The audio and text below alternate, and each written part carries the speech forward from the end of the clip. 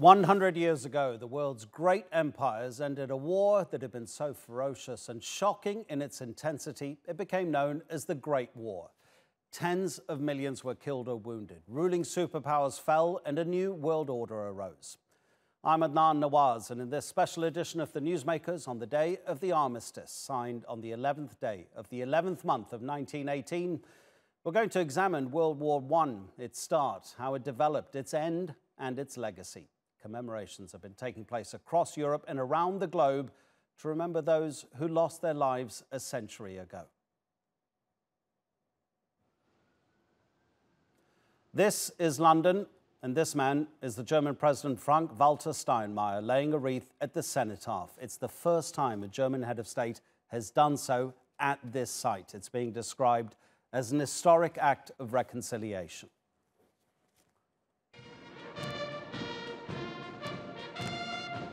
Belgium has been commemorating the war with a series of events in Ypres, where some of the bloodiest battles of the entire conflict took place.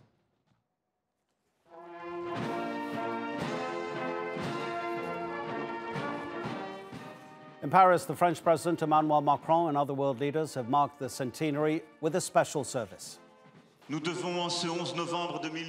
We must, on this day, the 11th of November 2018, reassert to our citizens our huge responsibility, the responsibility of handing down to our children a world such as was dreamt of by previous generations. Let us build our hopes rather than our fears against each other. Well, let's go back to June 1914, and then there were no major problems between Europe's biggest powers. There was some friction, but nothing to suggest the huge conflagration that was to come. The royal families of Britain, Germany, and Russia, they were closely related. And then there was that bullet fired in Sarajevo. It set off a series of miscalculations and ultimatums that led to a global conflict which would claim the lives of 20 million people.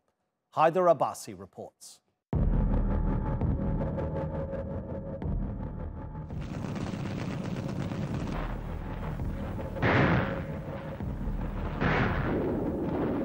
They called it the war to end all wars. 100 years ago, the world experienced a devastating conflict, the scale of which humanity had never seen. Empires collapsed and borders were redrawn. But how did the First World War begin? And why did so many countries get involved? Before the war, nationalism was on the rise. Countries competed with each other, and empires were expanding. One of them was Germany, which was rapidly developing its military and economy. It soon became the dominant power in Europe. That worried Britain and France. Defensive alliances were forged. Italy, Germany, and Austria-Hungary formed the Triple Alliance. In response, Britain, France, and Russia came together to create the Triple Entente. If any of these countries were attacked, their allies promised to intervene. On June 28, 1914, the heir to the Austro-Hungarian Empire was killed in Sarajevo. Archduke Franz Ferdinand was travelling in a convertible with his wife when they were shot by 19-year-old Bosnian Serb Gavrilo Princip. He was part of a covert Serbian group known as the Black Hand. Many in Serbia were angered by Austria-Hungary's capture of Bosnia in 1908. Serbia had won independence from the Ottoman Empire and dreamed of creating a nation for Slavic people in the Balkans. Ferdinand's assassination was the spark that lit a bonfire in Europe. Austria-Hungary blamed Serbia's government for his murder and declared war. This created a domino effect under the alliance system. Germany backed Austria-Hungary, and Russia mobilized its army to support Serbia. By August, all the major powers in Europe were at war.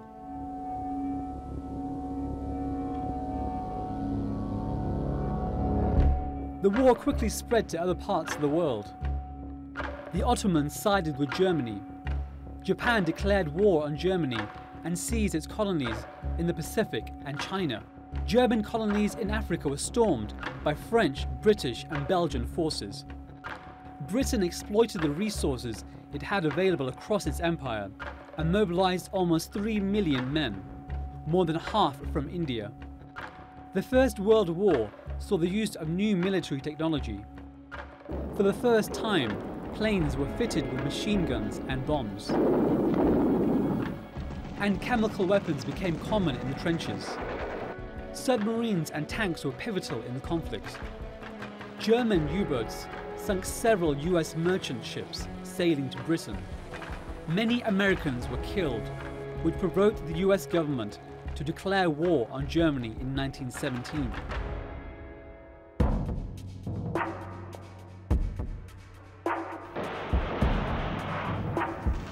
A stalemate on the Western Front became a war of attrition. Hundreds of thousands of soldiers were killed. But neither the Germans nor the Allies had an advantage. Then in March 1918, the Germans made a last-ditch attempt to break through the trenches. They succeeded and advanced towards Paris. But French forces launched a counterattack, and the Germans retreated, with their defences eventually crumbling. Back in Germany, a revolution forced Kaiser Wilhelm to abdicate. At 11 a.m. on November 11, 1918, the Allies and Germany signed an armistice, ending the war. 9 million soldiers and 8 million civilians were killed in the conflict. Those dead are now being remembered 100 years on. An unfathomable price to pay for peace. And yet, the war to end all wars hasn't come close to that lofty notion, with a century marred by seemingly endless conflicts and human suffering. Haider Abbasi, The Newsmakers. I'm joined here in the studio by the Turkish military historian Mesut Uyar from Antalya Bilim University, and around the world in New York for us in Annandale-on-Hudson. Sean McMeekin is there. He's a historian who specialises in the First World War in Brighton in the UK. Annika Mombauer joins us from Brighton, a senior lecturer in modern European history at the Open University. Thank you to all three of you for your time. Mesut, when you're in your most reflective periods and you think about World War I, what are the first things that come to your mind? Well, the conventional answer should be trenches, muddy fields of Flanders, and waste of human life. But as far as I am concerned, I am seeing it as the birth of a new era. It was a birth, messy, bloody, but again, it transformed the whole world. So as far as I'm concerned, I saw it a bloody, messy birth. Sean, same question to you. Well, I would also avoid the easy answer of the trenches on the Western Front, although perhaps for many people that is the standard image, Flanders, mud, and so forth. Now, I usually think of the collapse of the Ottoman Empire. I sometimes call the war of the Ottoman succession. If the war made sense at all, I suppose it was to dispose of what remained of the Ottoman inheritance, and it sparked a free-for-all. I think of the Russian Revolution. I think of the collapse of empires in the East, and unfortunately, I think that the war to end all war turned out to be a war that didn't end. What strikes you the most when you think about World War I, Annika? I think it is that it ushered in a century of warfare, really, across the world. And I also think of it in terms of the emotional legacy that it's left and the emotional impact, particularly in the Anglophone world, where the First World War continues to be seen as extremely relevant and moving. How much, Annika, do you think Germany was solely to blame for the war? Many people always point the finger in one direction only and say if it hadn't been for the Germans, none of that would have happened. Well, that's obviously the million-dollar question, and we haven't got long enough to go into it in great detail. I don't think many people would say Germany was solely responsible. You mentioned in your introductory piece that Germany backed Austria-Hungary. Without Austria-Hungary's desire to seek revenge for the assassination of Franz Ferdinand, there would have been no crisis with which Germany could have supported and no ally to back. But for me, it is Austria-Hungary and Germany together who create the so-called July crisis, to which then the other great powers react. Now, how they react also helps to exacerbate that crisis and to lead Europe to war, but that there is a crisis to begin with, a crisis that they can react to, I would say is the fault of the decision makers in Berlin and in Vienna. Sean, do you agree? Not entirely. I certainly think that the decision makers in Berlin and Vienna bear responsibility in some ways for igniting the crisis in the first place. But you also have to look at Belgrade. You have to look at Serbia. You have to look at a plot which was literally launched in Belgrade to assassinate the heir to the Austro-Hungarian throne, Franz Ferdinand. You also have to look at St. Petersburg and Paris, essentially a coordinated response.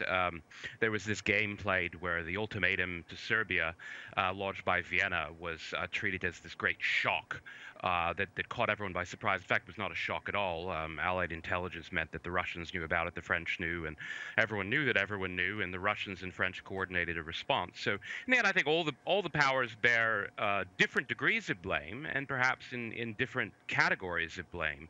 But I certainly don't think you can point simply to Berlin and Vienna.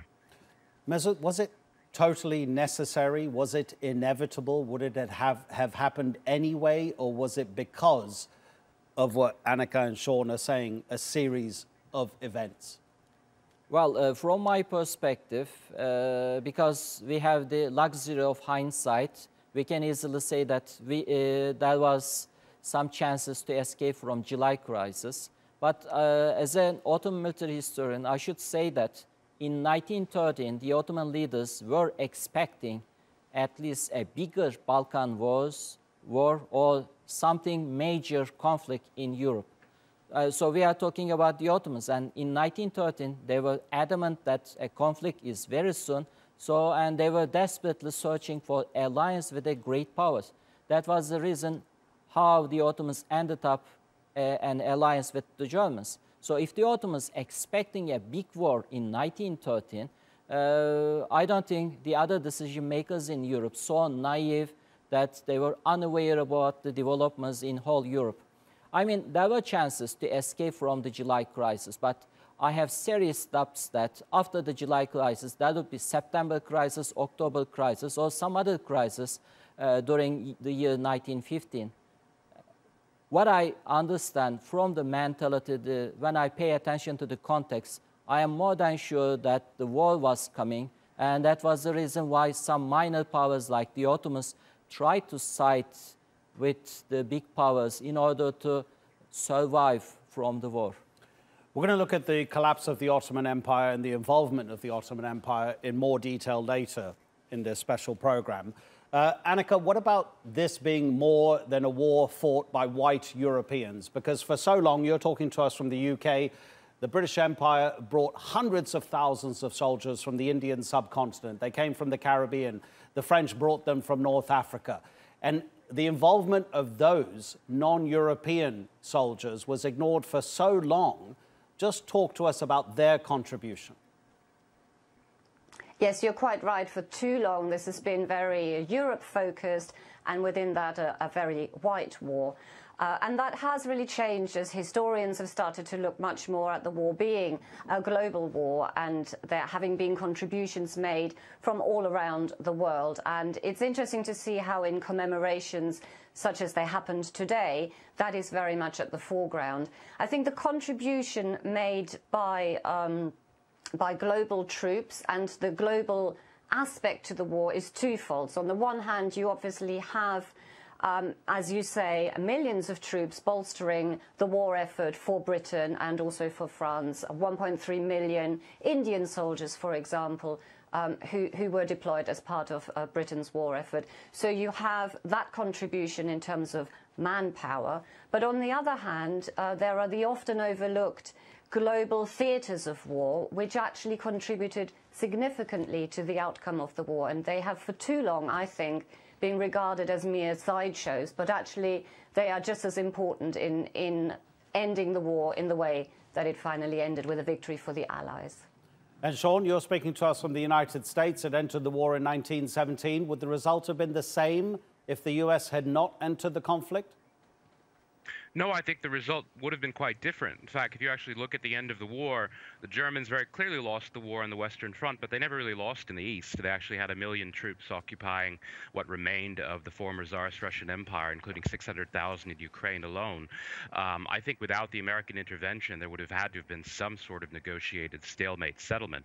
The Germans actually, as I was saying, were actually winning the war in the East. I think if there was any intention of the American intervention, it was to bring the war to a decisive conclusion, as Wilson said, to make the world safe for democracy, to end all war. Instead, in my view, the American intervention essentially made the world safe for communism.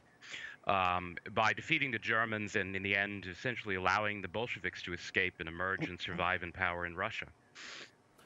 Okay, I think, Sean, when he says the East, I'm not a military historian, I think he means the fight against the Russians. So there was that's correct. Right? There was the Schlieffen Plan, the German plan to fight on both fronts, on the Eastern Front and the Western Front. Was that a mistake? Did they overextend themselves too much? Isn't that also the theory about their weakness in the Second World War, that they were fighting on those two fronts, the Eastern and the Western? Well, I think the Germans simply had no chances because of geography, because lacking natural borders. The Germans had two enemies, one at the east, one at the west, and they did not have two separate armies to do the job for them. We need to pay attention some of the things that was affecting the military decision makers at that time. They were expecting a short, bloody but a short war. So the Germans were thinking that by making use of their railways, superior mobilization system, and their better command and control system, they were thinking that if we hit the French first and kick them out of the war, we would have ample time to move to the east, because the Russians, as always, would be slow to mobilize their forces. So the Germans did not expect a Russian offensive operation, at least in 2 months period. But against their expectations, the Russians did attack to the east Prussia, and this changed the balances of the German plan. The major issue that most people forget about, first of all, was a war with limited mobilization. So although there was vehicles, mechanized transport system, but very primitive. So when you initiate a maneuvers, whatever the value of your grand plans, the infantry and the artillery are unable to move that quick in that period of time. So that was a big mistake, but we understand it with as I said, because we know all the details. Okay, Mesut and Sean, you're going to be with us later in the program, but Annika, we're going to let you go, so I'll just give you the final say. As a military historian, a historian of the situation as it is in modern Europe, which I suppose is the past 100 years or so, is it? Do you ever consider the justness of World War I, or is that better left to philosophers? The just war theory, including also the idea that war is not always the worst option. Well, that's certainly how it appeared to many contemporaries at the time, particularly those people in Germany, for example, who pushed for this war repeatedly and over again. They want to have a war before it's too late, and they feel that a war is not the worst outcome of the international crisis of the summer of 1914, which, in my opinion, is one of the reasons why the war breaks out in the first place. We, of course, do have the benefit of hindsight, so we understand the horror that is unleashed by these seemingly easily taken decisions. The men who take those decisions don't have that benefit of hindsight. They are thinking they're unleashing a war that is knowable, and they are looking at the future in which wars may no longer be possible, and for them, that is more frightening than having the war in the first place. So with that in mind, I think, and your question about the just war, almost everybody who went to war in 1914 went on the assumption that they were fighting in a just war. Everybody thought they were fighting in a defensive war. Clearly, that can't have been true for everybody, but that's certainly what motivated everybody who volunteered to go to war between 1914 and 1918. Okay, Mesut, as I say, and Sean, we'll hear from you a little later in the programme. Annika, thank you very much indeed for joining us on this special edition of The Newsmakers. You, stay with us after the break. We're going to ask whether the Treaty of Versailles led to the rise of fascism and if we're seeing its return in Europe. And we'll be live at a World War I battlefield. We're going to examine the post-war collapse of the Ottoman Empire.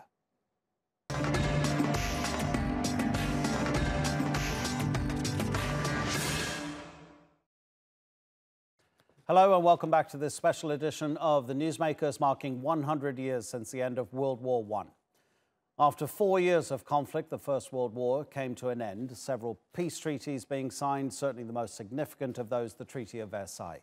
It forced Germany and its allies to accept responsibility for all the loss and damage of the war. Many historians say it was too harsh, that it had unintended consequences. Sandra Gatman takes a closer look.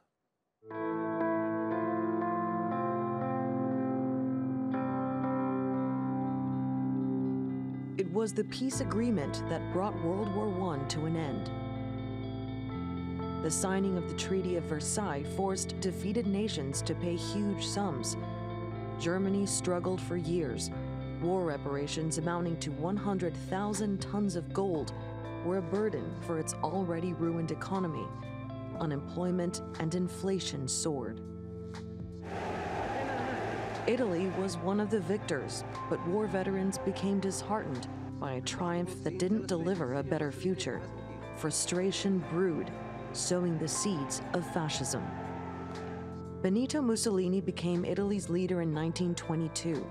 He promoted nationalism and promised to make Italy a modern powerhouse. Around the same time, Adolf Hitler and his National Socialist Party energized Germans with a new sense of pride and purpose, presenting the Jewish people as a scapegoat for Europe's ills. These are thought to be the beginnings of fascism, though there is no universal definition. Mussolini took the name of his fascist party from the Latin word for fascis, a symbol for power and jurisdiction in ancient Rome. Still, there are common themes: opposition to Marxism, electoral democracy, support for rule by the elites and racial purity, and often praise for military, religious, or conservative values. Eventually, Hitler and Mussolini's political success and expansionist policies sparked a second, long and devastating global war.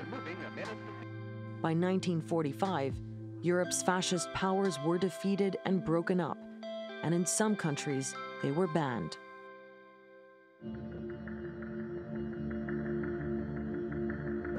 Fast forward beyond the Cold War and the fall of the Soviet Union, and Europe has managed to keep fascist forces out of power. A political union of 28 member countries grows ever closer, skirting nationalist policies in favor of collective ones. Though in many corners of Europe, there's resistance. Italian political parties like Forza Nova and Casa Pound openly embrace fascism. We are here to claim a fact. There are nations, borders, homelands, and peoples. While other parties described as far-right, ultranationalist, or Eurosceptic are criticized for sharing similar ideals. Like Germany's Pegida movement, which campaigns against the so-called Islamization of the West. We want the government to send people that don't belong here away immediately. Or the Freedom Party in the Netherlands, whose leader was charged for discrimination against Moroccans. Willen jullie in deze stad en in Nederland meer of minder Marokkanen?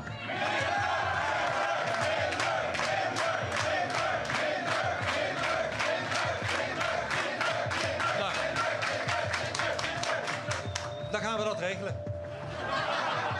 Though many of these groups refuse to be labeled as fascist. When I travel around Europe and give interviews, people expect a crazy fascist leader, and then I start to explain what we believe. And many are very surprised that what we're saying isn't controversial at all.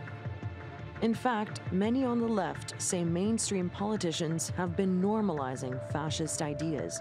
Hungary's Viktor Orban, Italy's Matteo Salvini, even Britain's Nigel Farage and France's Marine Le Pen are all in the firing line.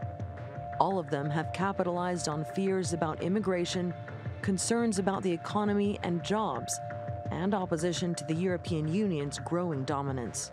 We failed to notice that ordinary people, the citizens of Europe, do not share our Euro enthusiasm. Despite being in the minority, extreme right-wing movements are increasingly winning political influence. But rather than driving fascism underground, some question whether non-violent right-wing groups still deserve a place in a free society. Even Germany's top court rejected a request to ban the ultranationalist NPD, a successor to the neo-fascist Reich Party. But others worry that ignoring people's frustrations could backfire, and that the hard lessons of history are being forgotten. Sandra Gatman, The Newsmakers. The question many people are asking is whether fascism is returning to Europe. Let's discuss this now. In Berlin for us is Frank Hansel. Frank is a member of the German Parliament. He's with the right-wing Alternative for Germany, AfD party. Here in the studio is Valerio Bordonaro. Valerio is an advisor to Italy's former Prime Minister Enrico Letta. Gentlemen, thanks for coming on to the programme. Frank, let's start with you. We're talking about Armistice Day, 100 years since the end of the First World War. How does the AfD party itself, not you necessarily, your party, regard Germany's participation in both world wars?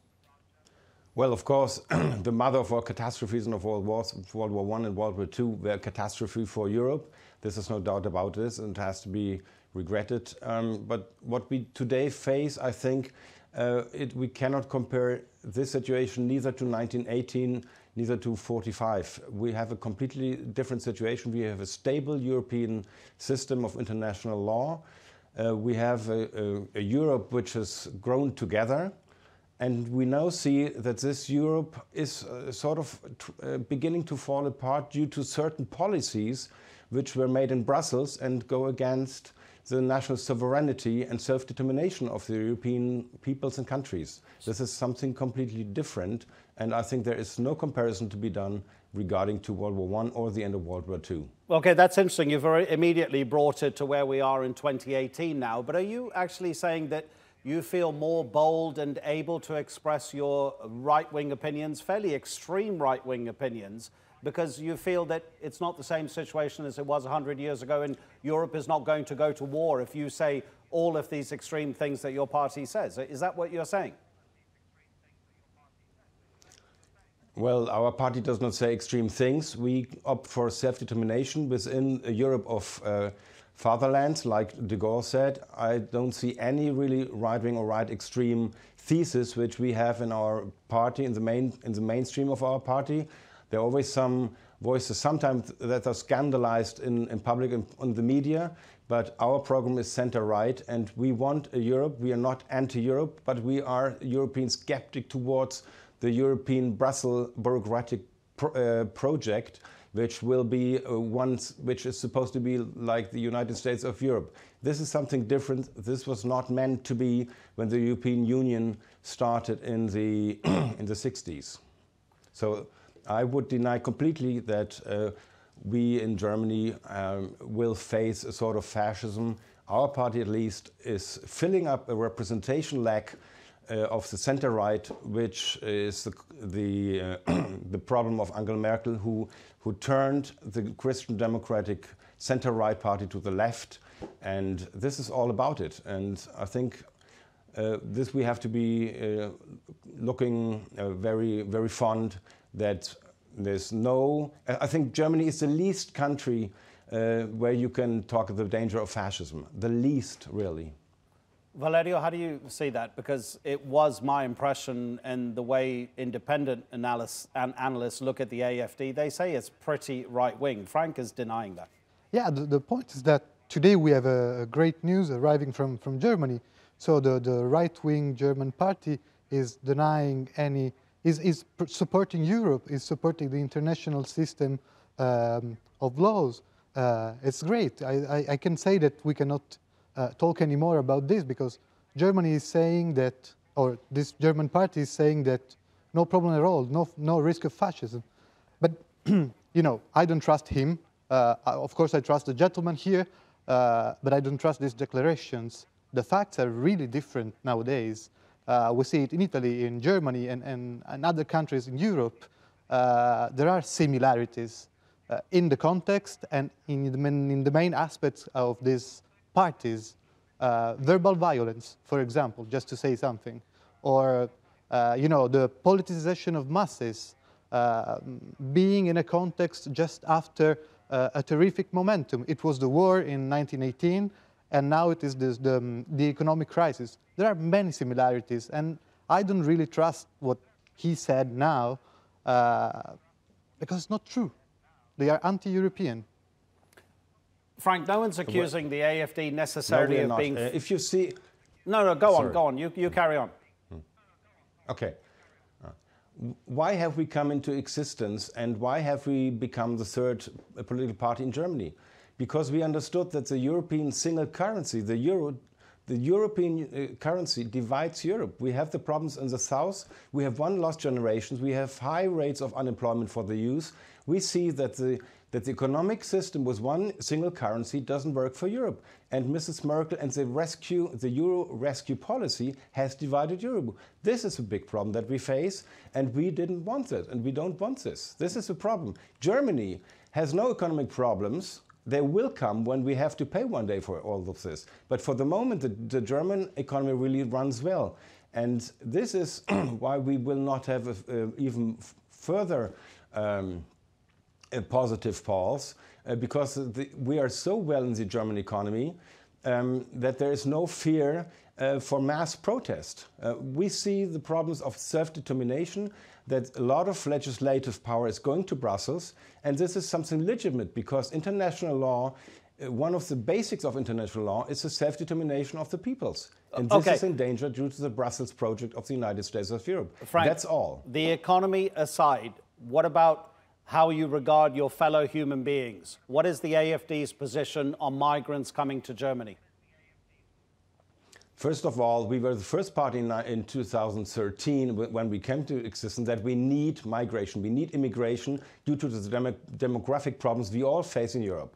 From Russia today to France to Spain, we have a big demographic problems and we need migration, immigration.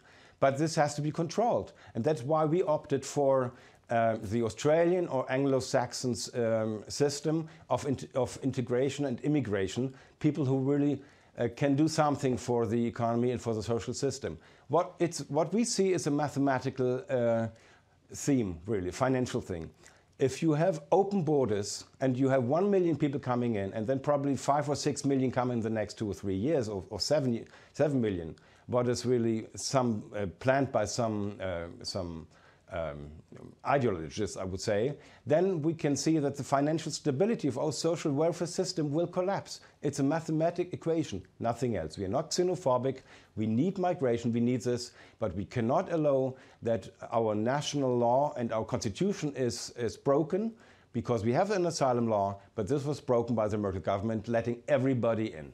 It's not possible for a nation to allow that about 600,000 people, like in 2015, entered the country where we don't know where they come from, where they are, and what they want to do, and who they are. They just throw off the papers and the documents and said, now we are here and you have to support us. This is a problem, and it's legitimate to say no to this. Frank, you sound like a very reasonable man when you talk like that, but then there are people who are on your side of politics on the right, okay? However extreme that right wing is, and you say that you're not particularly extreme with the AfD. Viktor Orban, Valerio, he says that Muslims are coming to Europe to destroy Christianity. You have Geert Wilders talking about the same kind of thing. You've got Donald Trump in the United States talking disparagingly, using swear words about African countries and saying, I'd rather have immigrants coming to my countries from nations like Norway. All of this divisiveness certainly does not help create any sort of togetherness. It just creates division in the whole world. Yeah, it does, of course. But you know, these people are trying to destroy what we did in the last 70 years. Of course, we did mistakes, I agree. But indeed, we did a great job if we are not in the conditions of 1945, 1946. And these people are trying to destroy everything using, conspiracy theories and fake news. They represent the world and the world leadership as, the devil in the Rolling Stones' Sympathy for the Devil, men of wealth and taste around when the Kennedys or the Tsar were killed. It's crazy, they are using conspiracy theories and fake news to influence people that unfortunately are not able to respond. Nothing to do with us. Okay, I'll come back to you in just a moment, Frank. The word populism. Matteo Salvini of Italy, he calls himself a populist. Viktor Orban calls himself a populist. Jair Bolsonaro in Brazil calls himself a populist. Alberto Fujimori in Peru used to call himself a populist. Is that the new word for fascism? Well, maybe, I don't know. The point is that fascism is a political doctrine and is very linked to history. And in history, you know, time and space is the most important thing. It's a little bit dangerous, you know, to use the term fascism because, you know, we risk to give to these people, and, you know, allow me the term and the adjective, a noble pedigree, or just to reject our very correct criticism. So I would not use for sure fascism, but there's still similarities, a lot of similarities. Maybe populist is the new term. Frank, if you don't mind, can we go back to the point that we're trying to mark here today, 100 years since the end of World War I? Yes. Because, as you know, the Treaty of Versailles, it imposed these huge, huge reparation bills on Germany, which in 1921, that bill stood at, in equivalent of today's money, more than $400 billion. So people say that the rise of nationalism in Germany came because of the Treaty of Versailles. When you see that rise of nationalism in Germany back then, leading up to the Second World War, do you feel some sort of understanding to the people of Germany who eventually let Hitler get away with everything he got away with? Well, there's two things. One is that the reparations, and as you probably know, these reparations which paid the German Reich to France went all to America because the United States really paid for the credits which helped the armament of the French in the First World War. The problem is the world financial crisis in 28, which really brought unemployment in the fatal way in Germany. And I also would like to make people understand the historic fact that the Nazi party never won their majority. They came into power because some of the right-wing bourgeois government said, we put this guy into our government and then we see how we can get rid with him. This was a mistake from their point of view, but the Nazi party never had a majority and came not into power due to a majority of the votes of the people. I think this has to be also kept in mind when we talk about these times. Time is always short, gentlemen. Valerio Bordonaro and Frank Hansel, thank you very much for joining us. Well, over the past week, various events have been held to commemorate today's centenary. On Saturday, the French President Emmanuel Macron and the German Chancellor Angela Merkel, here they are, laying a wreath in the French town of Compiègne. That is the same spot where the armistice was signed in 1918. Merkel is the first chancellor to visit the location, where she and Macron also wrote in a book of remembrance inside a replica of the train carriage that was the scene of the signing of the armistice. And to Belgium, which saw some of the heaviest fighting of all, Prime Minister Charles Michel and his British counterpart Theresa May paying their respects at the graves of the first and last British soldiers to be killed. In the UK, thousands of torches are burning at the Tower of London in a tribute to the fallen. It's estimated the British Empire as a whole lost more than 1 million soldiers in the fighting. More than 70,000 figurines have been laid out in London. Each represents a British soldier killed at the Battle of the Somme with no known grave. So, as promised, we're going to look at the fall of the Ottoman Empire now. Britain and France and their allies were claiming victory, but one of the outcomes with the most far-reaching effect, certainly, the complete collapse of the Ottoman Empire. It had lasted for more than 600 years. It once spanned 3 continents. By the end of the late 19th century, one of the most powerful dynasties in history had lost much of its territory to European powers. The First World War was a chance to reclaim some of what had been lost. But the Ottomans sided with Germany, and as the empire crumbled, the Middle East was transformed. There were some rare victories during the war, none more so than at Gallipoli, a battle against a British-led invasion which Turkey knows as Çanakkale. Our correspondent, Melinda Nusifora, is there in Çanakkale, or Gallipoli if you prefer. Melinda, just tell us how important this battle was to both sides. Adnan, Gallipoli, this Gallipoli Peninsula, was such a strategic location during World War I because particularly the Allied forces really wanted to secure the Dardanelles and then up through the Bosphorus Strait, those two waterways which would give them a really safe, secure supply passage to their ally Russia. But Winston Churchill's naval campaign failed, so that's when they decided to land troops here on the peninsula to fight against the Ottoman Empire. A large amount of those troops were from Australia and New Zealand. So important because this was the first time that those soldiers had ever fought under their own flag. And even though they suffered such devastating losses here for such young fledgling countries, the number of troops that died here were quite devastating for both of those nations. What it did though, Adnan, was it gave birth to what is known in Australia and New Zealand as the Anzac spirit. It's this idea of bravery in the face of adversity, dogged determination, and a real sense of mateship that was born here in Gallipoli. So it really did then go on to shape the national identity of those two countries. More importantly, perhaps, it was the birth of Turkey as a republic. One of the colonels, one of the main people in charge of this Gallipoli battle was Mustafa Kemal. He rose to prominence as a war hero after World War I and then went on to be the first president of the Turkish Republic. One of the things that really strikes you when you are here on a day like Remembrance Day is just how much mutual respect there is and friendship between those two opposing sides even today. I'm going to step out of shot so our cameraman can show you the memorial behind me. It's some words from a speech that Mustafa Kemal made in 1934, and it really resonates with some of this idea of mateship that is still so alive in Gallipoli. He's addressing the family of the Allied troops, and he says, "You, the mothers, who sent their sons from faraway countries, wipe away your tears. Your sons are now lying in our bosom and are in peace. After having lost their lives in this land, they have become our sons as well." So a wonderful sentiment of peace here on Remembrance Day on the Gallipoli Peninsula.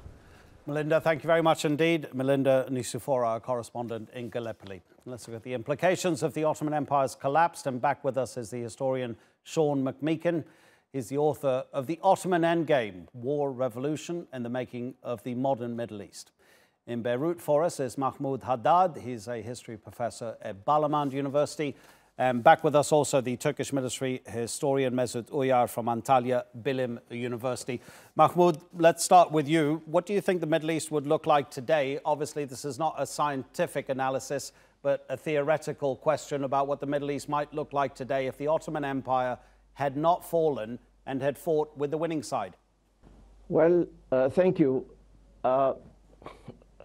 Although this is a very hypothetical question, I really don't think that the Ottoman Empire would have survived longer.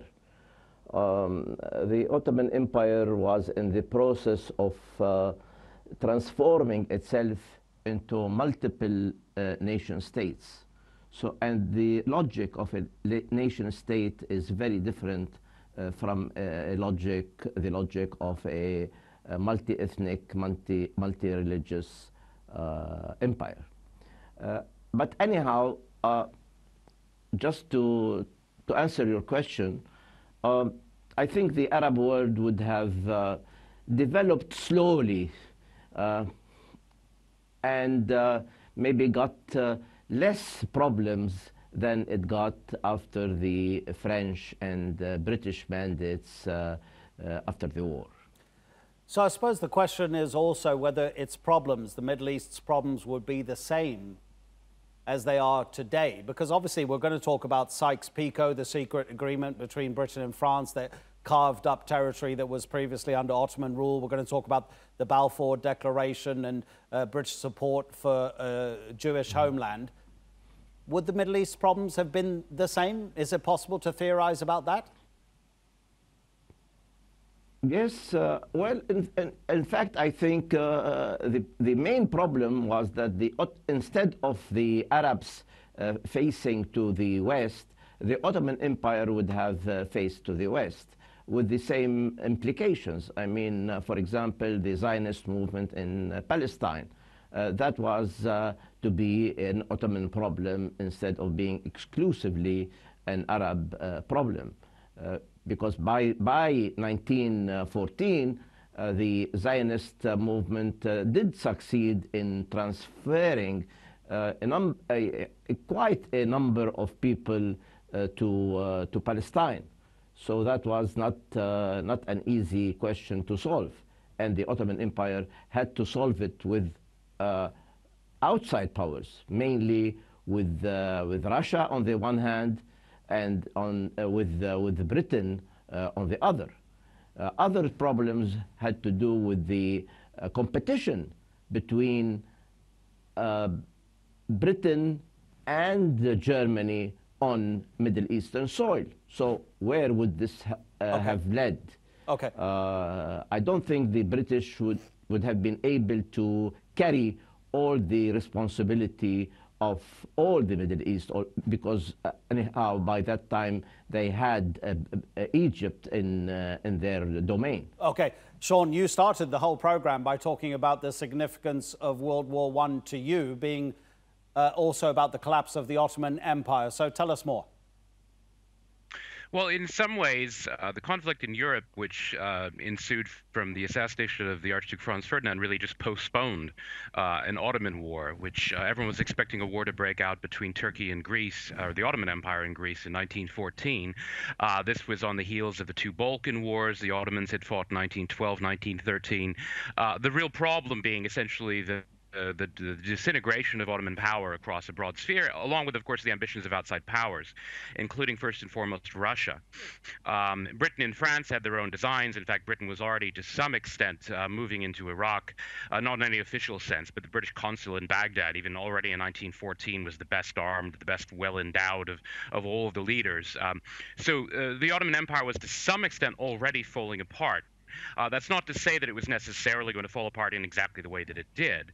I think the war had a huge impact, first of all, by destroying Russian power, and that actually created a great power vacuum, above all in what is now modern Turkey, essentially Anatolia today. The premise of that agreement you alluded to, I usually call it the Sazonov-Sykes-Picot agreement, because the Russians were in some ways the driving force behind the Allied plan to divide up the Ottoman Empire. It was essentially premised on a massive Russian occupying army, and that would have been essentially the battering ram that allowed the Allies to carve up Turkey and occupy Turkey. And because of the Russian Revolution of 1917, and more specifically Lenin's decision to sue for, after the Bolsheviks were in power, to sue for a separate peace with Germany, those troops weren't there, and the Allies did not really have sufficient force to police the main parts of what had been the Ottoman Empire. The British ended up focusing mostly on Palestine and Iraq, the French on Syria. I do think the Ottoman Empire would have disintegrated in some different way, perhaps not in exactly the way it did. The war, that is, helped to shape the end game, as I call it in the book, or the outcome. Mesut, I was conducting a panel this time last year of 4 historians of World War I. And one of them, a very venerable old man, he said the Ottoman Empire would have fought with Britain and France, but it was lied to so much at critical moments by the British that it eventually chose to side with Germany. Do you believe that theory? Well, starting from 1903, the Ottomans did actually try to establish an alliance with Britain because they believed that they needed a big, major power spot in order to survive against the increasing hostilities inside and outside of the empire. But their attempts failed. And between 1913 and 1914, until the Ottoman actual entrance into war, the Ottomans did actually try several times to establish alliance with France and Russia, because Britain already refused all attempts, all approaches. And even after signing a secret treaty with Germany, Enver Pasha approached the Russian military attaché and Russian ambassador, saying that I can delete all our relations with the Germans if you just give promise of the Russian good intention. They didn't give that. So actually, We are nowadays saying that, okay, it was a foolish mistake for the Ottomans to enter the wars with the Germans, but that was not seen like that. Because of the experiences of the Balkan Wars, the Ottoman leaders really fear that if the Ottoman Empire remained isolated again during a major war in Europe, that would be the end of the empire. And they gamble, actually. They gamble the future of the empires. Mahmoud, if Sykes-Picot were to be in agreement in the year 2018, most people would probably say it would be because of Middle Eastern oil. What was the motivation, the main motivation of Britain and France to come up with this agreement to carve out the Middle East the way it eventually now looks on the map? Well, I think the British and the French agreed that the Ottoman Empire had to come to an end. They also had the agreement with Russia. So the Sykes-Picot agreement is about dividing the spoils of war in the Ottoman Empire among the three great powers. We should not forget a very crucial point that is usually not emphasized. The Sykes-Picot agreement included Turkey proper. It is not only about Arab lands. It included Turkey proper.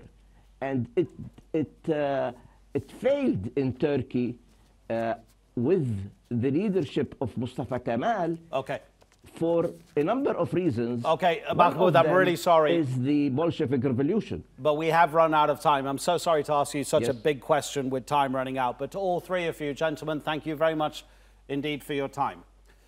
World War I killed or wounded up to 50 million people, civilians and military personnel. Some fought for their homelands, others for countries in which they'd never set foot. The soldiers of the Great War encountered hardware and tactics never seen before, but nothing that's written or said can fully convey the experience. Just one small part of the world, between 1914 and 1918, 400 million artillery rounds were fired in the narrow battlefield that straddles France and Belgium. In 1915, after burying a friend who died there, Lieutenant Colonel John McCrae wrote this. So we're going to leave you with this and end our special edition of The Newsmakers within Flanders Fields. Goodbye. In Flanders Fields, the poppies blow, between the crosses, row on row, that mark our place. And in the sky, the larks, still bravely singing, fly, scarce heard amid the guns below. We are the dead. Short days ago we lived, felt dawn, saw sunset glow. Loved and were loved, and now we lie in Flanders Fields. Take up our quarrel with the foe. To you from failing hands we throw the torch. Be yours to hold it high. If ye break faith with us who die, we shall not sleep, though poppies grow in Flanders Fields.